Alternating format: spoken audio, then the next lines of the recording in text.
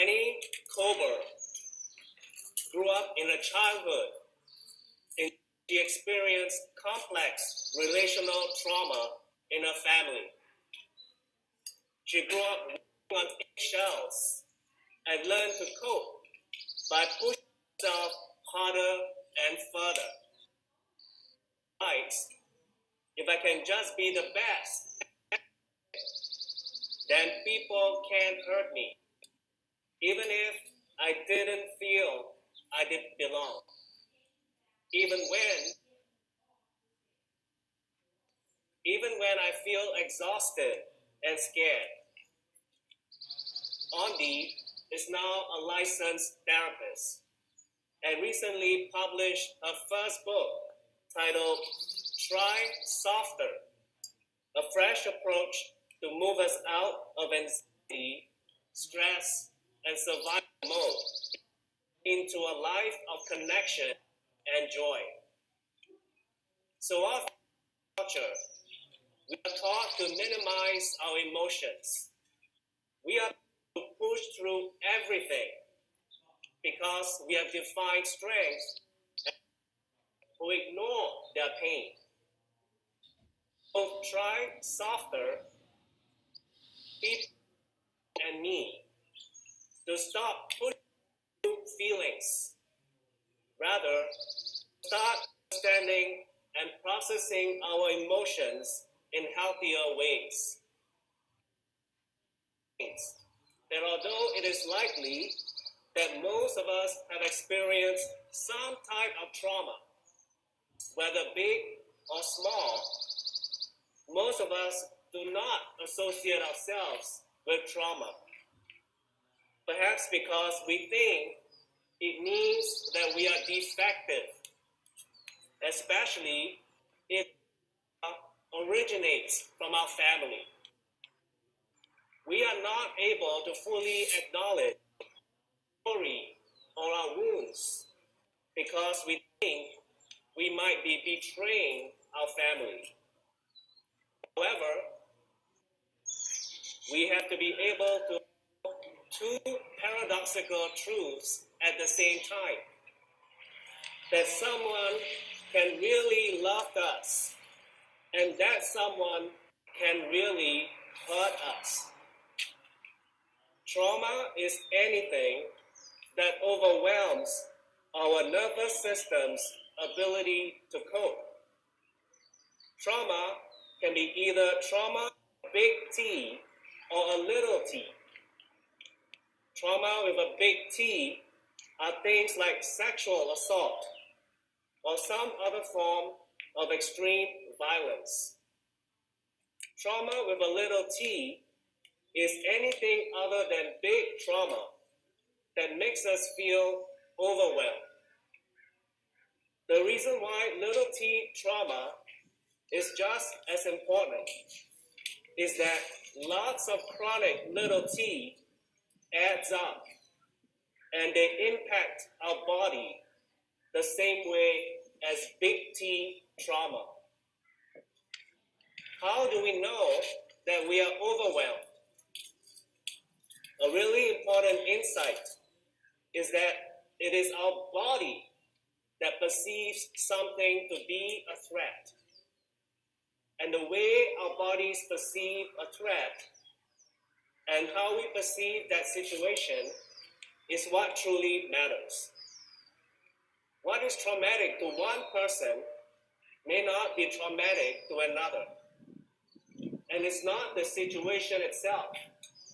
It is our memory of that situation that matters. Two persons in the same situation can have a completely different memory of that situation. And when something starts to overwhelm our nervous system, we go outside of what Ondi calls our window of tolerance. Our window of tolerance is the range in which we can stay with and feel our feelings in a way that is tolerable. Once we go outside of it, we go into fight or flight mode. when we have experienced lots of trauma, whether big T trauma or lots of little t trauma, our window of tolerance actually shrinks, and we can often perceive things as a threat, even though they are not. When we are operating within our window of tolerance, we are more social, we are more open, we are more able to connect with other people. The level with which we can sit with our own soul is the depth of how much we can sit with the soul of others. When we go outside our window of tolerance, our prefrontal cortex basically stops working. And our body goes into survival mode. And survival doesn't care about nuance. Survival only cares about what's going to keep us safe. And we are more likely to see other people as a threat. So my friends, the next time we feel irritable or full of angst, we might ask ourselves whether we are operating outside our window of tolerance. When we are within our window of tolerance, we are more creative. We have the ability to think more clearly. We are more connected to our hearts and the things of God, like compassion and love. How might we try softer right now during this pandemic? Right now, as our country is experiencing so much turmoil, politically and socially. On the rights, the harder the season, the gentler we must become. The beginning of healing is to embrace healing as a process and experiencing God through that process. God is the author of all healing, and we get to participate with God in writing a new story of our lives. The second step is to pay compassionate attention to all parts of us, body, mind, and soul. In doing this, we are finally on track to move through our pain rather than stay stuck in it. Learning to hold space with compassion is the nuts and bolts of what it means to try softer. We learn to listen to the information that our body gives us, and we allow that information to inform how we treat ourselves and how we show up in the world.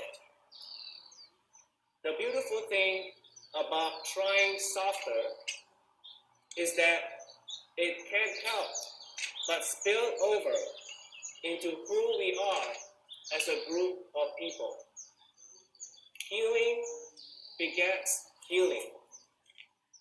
For example, when we recognize that we are experiencing an unhealthy emotional reaction because of something we see on social media or on the news, we have the capacity to step away and engage in practices that help us regulate emotionally. Only then will we more likely to be able to learn from new perspectives. This reciprocity between our own pain and honoring the pain of others is a central part of what Jesus meant when he called us to love your neighbor as yourself. And this isn't just theoretical. From a neurobiological perspective, we know that as we learn to attend to our own body and our own emotions, our ability to resonate with others becomes more available to us. One technique that Ondi offers is called grounding. Grounding is a form of mindfulness that brings us back to the immediate moment, using all 5 senses. And that in turn brings us back to our window of tolerance. Practicing grounding can provide a buffer from something that might feel distressing while still tapping into our body's God-given ability to process pain. Emotions like pain give us information, and if we can compassionately observe them and give them what they need to actually move through our body, what we are doing is allowing the process of pain to complete itself. If we don't deal with pain, pain will come to deal with us. If we don't deal with trauma, it's going to come to deal with us. Trauma isn't something that's overseas. It is right here in our neighborhoods, around us. California General Nadine Burke-Harris suggests that 2/3 of our population experience one adverse experience. Friends, I have barely scratched the surface regarding mental and emotional health. But it begins with doing our own emotional work. If we can't tolerate our own emotions, we won't tolerate other people's emotions either. I pray that as you do the difficult work of living this life during this crazy COVID season, you will allow your body, this amazing resource that God has given all of us, to inform every part of your psyche, your story, and your journey.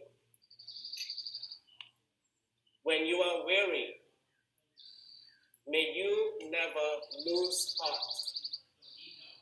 May you know in an experiential way that the God who has called you. Amen.